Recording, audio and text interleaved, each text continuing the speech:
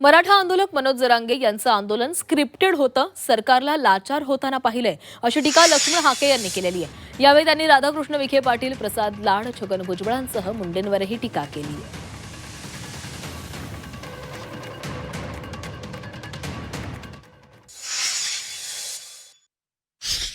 जरांगेंचं आंदोलन हे स्क्रिप्टेड होतं, एक दिवसापुरतंच होतं आणि ते ठरवून आंदोलन होतं. या आंदोलनामध्ये अनेक नेते, अनेक मंत्री गुंतलेले. मग त्यामध्ये विखेंची सुद्धा फूस होती. पहिल्यांदा जरांगेंनी विखे पाटलांना शिव्या द्यायच्या आणि पुन्हा विखे पाटील त्यांना डील करायला येणार आणि मग त्याचं श्रेय विखे पाटलांना द्यायचं आणि मग विखे पाटलांना मुख्यमंत्री व्हायचं की काय.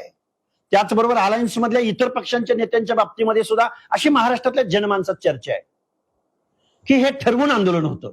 विखे पाटलांचा स्कोर सेट करायचा होता.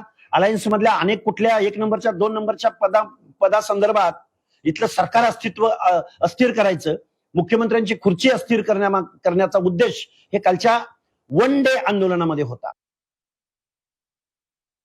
सरकार लाचार होताना पाहिलं.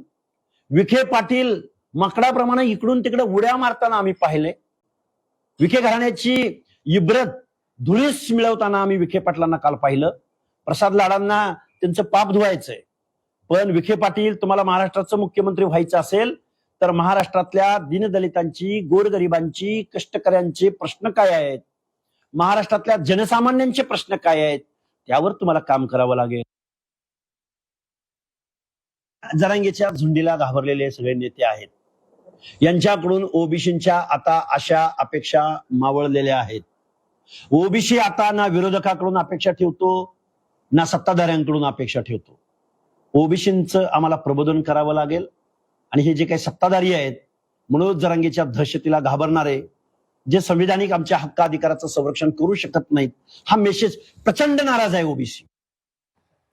दरम्यान हाके यांनी केलेल्या टीकेवर जरांगेंनी आता प्रत्युत्तर दिलेलं आहे. ते माकडावून उड्या हाणते तर तुम्ही माकडीन व्हा त्यांच्या पुढं. नाही त्याला एवढं बरोबरी करायची. ते माकडावून विखे पाटील उड्या हाणते तर आपण माकडीन व्हायचं, त्यांच्या पुढे जाऊन उड्या आणायचं, झालं. एकदा शेपूट जरी हालिलं तरी माकड बरोबर काम करतो.